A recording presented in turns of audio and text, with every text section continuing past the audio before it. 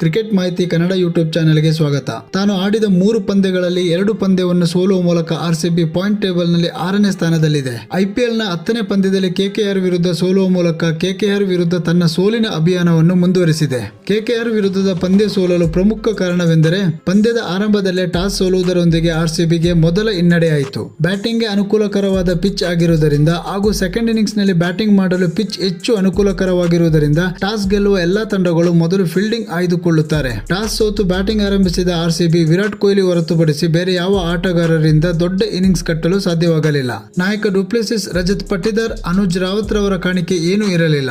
ಇದು ತಂಡಕ್ಕೆ 20 ರಿಂದ 30 ರನ್ ಕಡಿಮೆಯಾಗಲು ಕಾರಣವಾಯಿತು.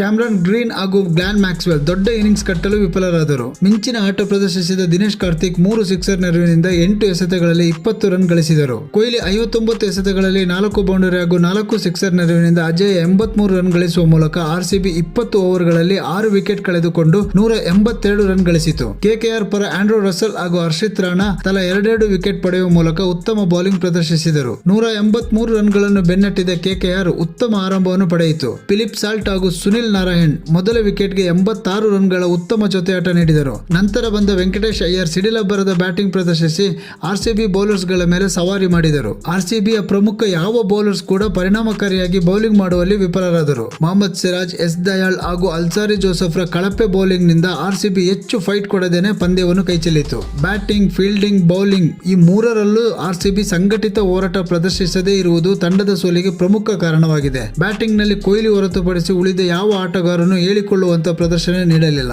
ಅದರಿಂದ ಆರ್ಸಿಬಿಗೆ 30 ರನ್ಗಳ ಕೊರತೆ ಅನುಭವಿಸಬೇಕಾಯಿತು. ಇದು ಆರ್ಸಿಬಿ ಸೋಲಿಗೆ ಪ್ರಮುಖ ಕಾರಣವಾದರೆ ಯಾವ ಒಬ್ಬ ಬೌಲರ್ ಕೂಡ ಮ್ಯಾಚ್ ವಿನ್ನಿಂಗ್ ಪರ್ಫಾರ್ಮೆನ್ಸ್ ನೀಡದೇ ಇರುವುದು ತಂಡದ ಸೋಲಿಗೆ ಪ್ರಮುಖ ಇನ್ನೊಂದು ಕಾರಣವಾಗಿದೆ. ಆರ್ಸಿಬಿ ವಿರುದ್ಧ ಅಬ್ಬರದ ಪ್ರದರ್ಶನ ನೀಡಿದ ಸುನಿಲ್ ನಾರಾಯಣ್ ಪಂದ್ಯ ಶ್ರೇಷ್ಠ ಪ್ರಶಸ್ತಿಗೆ ಪಾತ್ರರಾದರು. ಮುಂದಿನ ಪಂದ್ಯದಲ್ಲಾದರೂ ಆರ್ಸಿಬಿ ಉತ್ತಮ ಪ್ರದರ್ಶನ ನೀಡಲಿ. ಮುಂದಿನ ಕ್ರಿಕೆಟ್ ಅಪ್ಡೇಟ್ ನೊಂದಿಗೆ ಮತ್ತೆ ಭೇಟಿಯಾಗೋಣ. ನಮಸ್ಕಾರ.